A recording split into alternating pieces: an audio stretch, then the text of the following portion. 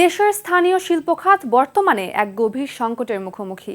ব্যবসায়ী নেতা ও অর্থনীতিবিদদের ভাষায় ব্যবসায়ী বিরোধী সংস্কৃতি, ব্যুরোক্রেটিক জটিলতা, নীতিগত বিশৃঙ্খলা এবং উৎপাদন ব্যয়ের ঊর্ধ্বগতি শিল্প ও বিনিয়োগ পরিবেশকে ক্রমেই দুর্বল করে তুলছে। এর প্রভাব ইতোমধ্যে স্পষ্ট হয়ে উঠেছে শিল্প কারখানা বন্ধ হয়ে যাওয়া, বিনিয়োগ স্থবিরতা এবং বেসরকারি খাতে ঋণ প্রবৃদ্ধির নজিরবিহীন পতনের মাধ্যমে। গত ৩ বছরে দেশের প্রায় ৪০০টি তৈরি পোশাক কারখানা বন্ধ হয়ে গেছে। শুধু ২০২৫ সালের জুন মাসের পর থেকে বন্ধ হয়েছে ৬৫টি গার্মেন্টস, অ্যাক্সেসরিজ ও প্যাকেজিং কারখানা। একই সঙ্গে বেসরকারি খাতে ঋণ প্রবৃদ্ধি নেমে এসেছে ইতিহাসের সর্বনিম্ন ৬.০৩%। উদ্যোক্তারা বলছেন, বিশেষ করে ক্ষুদ্র ও মাঝারি শিল্প উদ্যোক্তাদের জন্য বর্তমান ব্যবসায়িক পরিবেশ ক্রমেই প্রতিকূল হয়ে উঠছে। Dhaka chamber of commerce and ইন্ডাস্ট্রির সাবেক সভাপতি এবং একে খান এবং কোম্পানির ভাইস চেয়ারম্যান আবুল কাশেম খান বলেন, শিল্প সম্প্রসারণ ও অর্থনৈতিক প্রবৃদ্ধির জন্য নতুন উদ্যোক্তা সৃষ্টি অপরিহার্য। তবে বর্তমান ট্রেড লাইসেন্স ব্যবস্থা নতুন উদ্যোক্তাদের জন্য বড় বাধা হয়ে দাঁড়িয়েছে। তিনি একটি একক সমন্বিত লাইসেন্স ব্যবস্থা চালুর এবং নতুন উদ্যোক্তাদের জন্য ৫ বছরের কর অব্যাহতির প্রস্তাব দেন। তার মতে, ট্রেড লাইসেন্স নবায়ন প্রক্রিয়া ইউটিলিটি বিল পরিশোধের মতো সহজ হওয়া উচিত। শিল্প সংশ্লিষ্টরা বলছেন, ভূমি অনুমোদন, ইউটিলিটি সংযোগ, পরিবেশগত ছাড়পত্র, কাস্টমস প্রক্রিয়া এবং কর পরিপালনের প্রতিটি ধাপে রয়েছে দীর্ঘসূত্রতা ও অনানুষ্ঠানিক খরচের চাপ।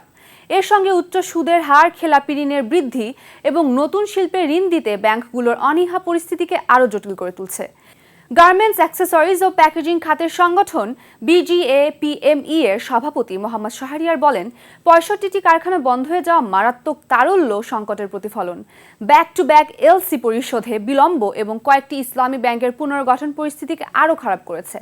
দেশের প্রধান রপ্তানি খাত তৈরি পোশাক শিল্প একই ধরনের সংকটে রয়েছে। বিজিএমই এর সভাপতি মাহমুদ হাসান খান বলেন, তীব্র জ্বালানি সংকট, মধ্যপ্রাচ্যের ভূরাজনৈতিক উত্তেজনার কারণে উৎপাদন ব্যয় বৃদ্ধি এবং অনিশ্চিত নীতি নির্ধারণ শিল্প খাতের জন্য বড় ধরনের কাঠামোগত হুমকি হয়ে দাঁড়িয়েছে।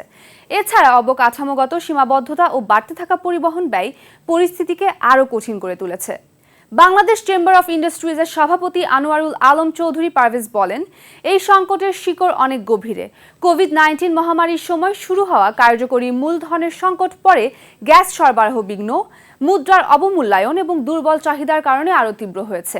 এতে বহু প্রতিষ্ঠান খেলাপি হওয়ার ঝুঁকিতে পড়েছে।